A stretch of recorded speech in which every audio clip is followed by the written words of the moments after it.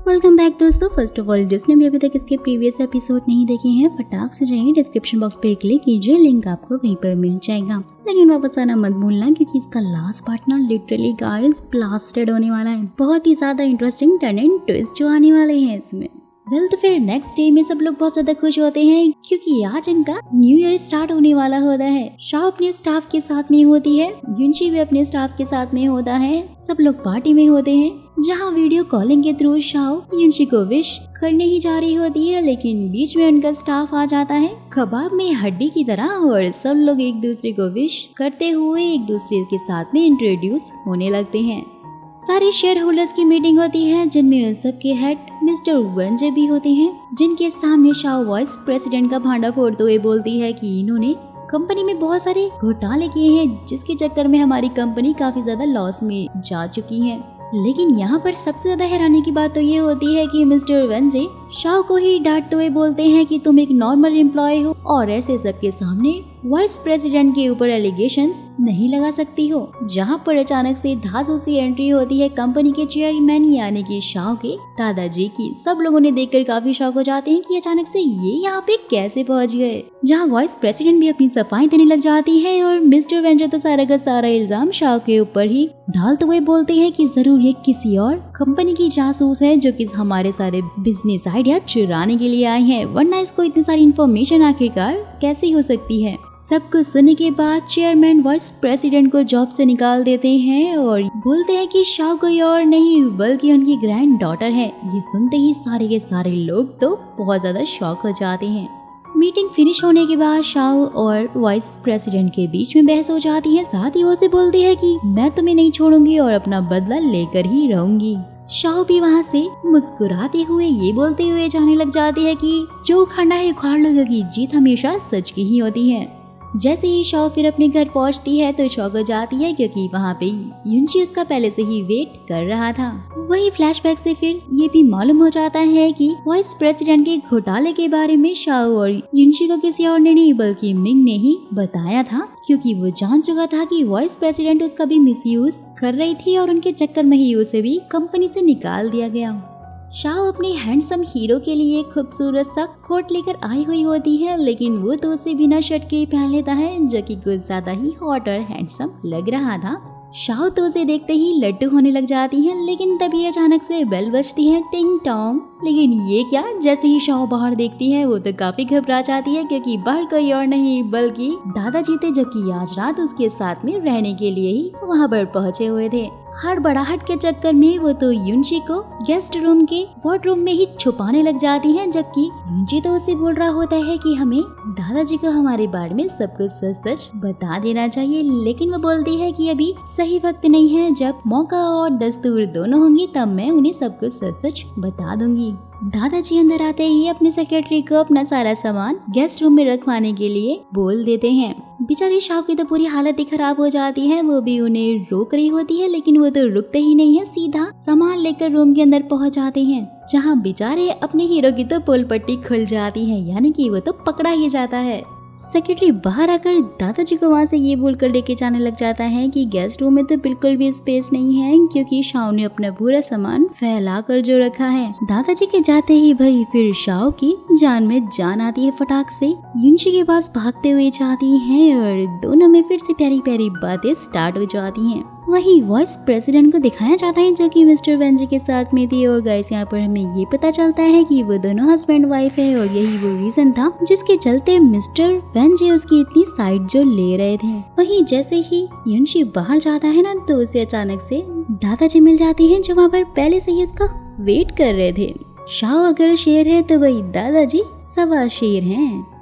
तो वो फिर इसे समझाते हुए बोलते हैं कि वो दोनों साथ में नहीं हो सकते हैं क्योंकि उनके बैकग्राउंड बिल्कुल ही डिफरेंट है। लेकिन जब शाओ का मन उससे भर जाएगा और वो उसे छोड़ना चाहेगी तो युनशी भी बिना कोई सवाल किए उसे छोड़ देगा। युनशी तो बहुत ज्यादा शॉक होता है क्योंकि उसे तो कुछ समझ ही नहीं आ रहा था कि आखिरकार यहाँ पर चल क्या रहा है।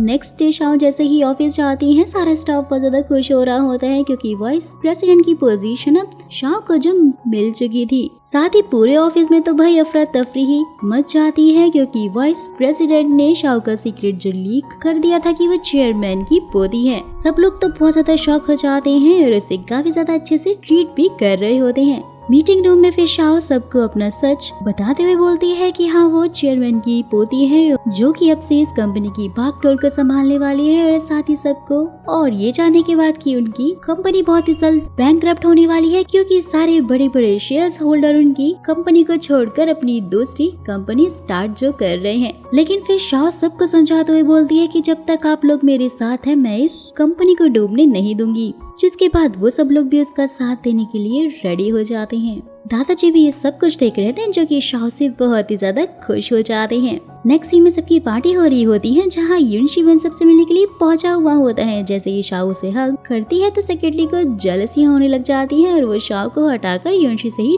चिपकने लगता है, जिसे देखकर सब लोग तो जोर जोर से हंसने लग जाते हैं। और डिनर के टाइम पर सबके ये पूछने पर कि आखिरकार आपकी गर्लफ्रेंड कौन है, युनशी फाइनली सबको बता देता है कि वो कोई और नहीं बल्कि शाओ है, जिससे शाओ को तो बहुत ही ज्यादा शर्म आ रही होती है और सारा का सारा स्टाफ तो ये जानकर काफी ज्यादा शॉक हो चुका था।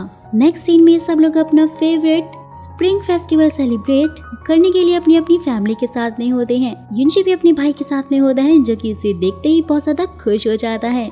लेकिन अचानक से वहाँ पर उसके डैड पहुँच जाते हैं, जिन्हें देखकर युनशी बहुत ज्यादा सैड हो जाता है। और यहाँ पर हमें ये मालूम चलता है गाइस कि युबी युनशी का सौतेला भाई है, जिसे उसके डैड बचपन में ही युनशी के पास छोड़कर चले गए थे। लेकिन वो अब उसे ये बोलकर वापस लेने के लिए आए हैं कि अब मैंने बहुत सारे पैसे इकट्ठे कर लिए हैं और युबी की मॉम भी अब उससे मिलना चाहती हैं। युनशी अपने डैड से बहुत ज्यादा नाराज था क्योंकि वो बचपन में उसे भी छोड़कर चले जो गए थे। बेचारा युबी भी अपने भाई की जुदाई के गम में बहुत ज्यादा सैड होता है और ना चाहते हुए भी युनशी उसे समझाकर डैड के साथ ही भेज देता है, जिसके जाते ही वो उसकी सारी पुरानी मेमोरीज को याद करते हुए बहुत ज्यादा सैड था क्योंकि युवी के अलावा तो उसका कोई और था ही नहीं और अब वो भी जा चुका है। शाओ भी अपने भाई और दादाजी के साथ में होती है जो कि उससे बार बार इशारों में उसकी बॉयफ्रेंड का नाम पूछ रहा होता है, लेकिन वो तो युनशी को ही मैसेज करने में लगी हुई होती है जो कि उसका आंसर दे ही नहीं रहा था।